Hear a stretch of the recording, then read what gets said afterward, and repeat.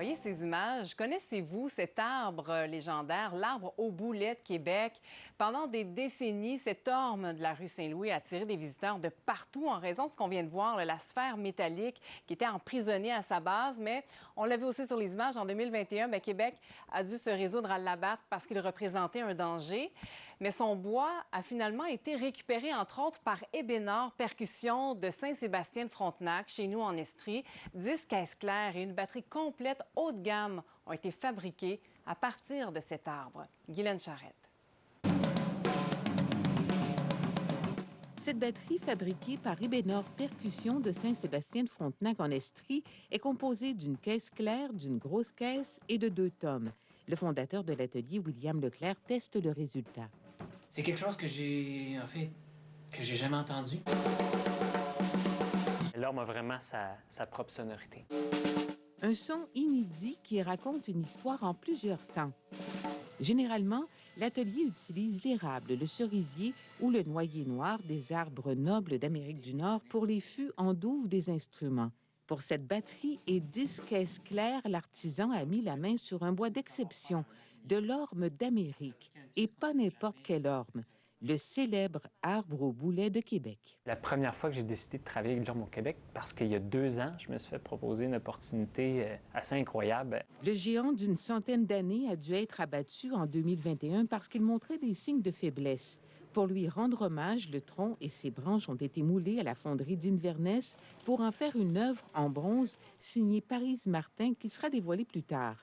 Le bois a ensuite été offert à des créateurs pour des projets artistiques. Ébénard Percussions fait partie des élus. Ça faisait tellement de sens de faire ça dans mon 10e anniversaire, d'utiliser l'orme au boulet de la ville de Québec, qui est un arbre justement très emblématique pour la ville. Ça allait de soi d'utiliser ça pour faire ma collection 10e anniversaire. Collection unique à plusieurs égards. J'ai décidé d'aller vraiment mettre tout notre savoir-faire, moi et mon père, Gilles, dans les 10 dernières années, dans cette collection-là. Pousser d'aller faire une quincaillerie, disons, à un autre niveau. C'est cette pièce-là ici.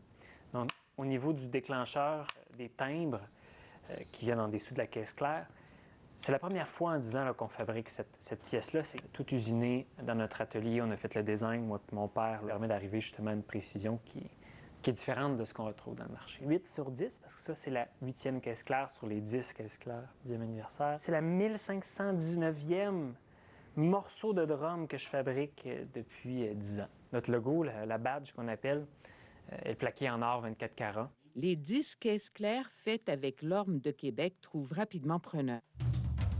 Le batteur de Styx, déjà client d'Ébénard Percussions depuis 2021, a déjà reçu la sienne. En discutant aussi avec Todd Sherman de Styx, quand il a essayé sa caisse claire, il me disait que lui, il trouvait qu'il y avait une sonorité plus, je vais le dire en anglais, mais plus dark, qu'il y avait un son très creux aussi, qui était très apprécié pour l'enregistrement en studio. Donc pour lui, ça faisait une caisse claire vraiment d'exception. L'auteur-compositeur-interprète Jonathan Pinchot, membre de Sallebarbe, aura aussi sa caisse claire en bois de l'arbre au boulet. Un instrument qu'il compte inaugurer à Québec pour le dernier spectacle de la tournée du groupe. On va clore une tournée qui a été vraiment complètement hallucinante. Je voulais apporter un instrument qui veut dire quelque chose aussi, puis qui a une signification historique et humaine.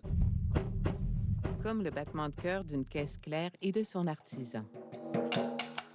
Ça fait des instruments qui très uniques et qui distinguent beaucoup là, dans ce qui est fait. La collection d'Ébénard Percussions marque un tournant pour l'entreprise qui souhaite continuer à conquérir le cœur des batteurs. Peut-être Dave Grohl, je sais pas, là, des Foo Fighters. Pour moi, ce serait l'ancien drummer de Nirvana. Là. Je pense que Dave Grohl, ça ferait l'affaire. Ouais. À suivre. Ici Guylaine Charette, Radio-Canada, à Saint-Sébastien-de-Frontenac.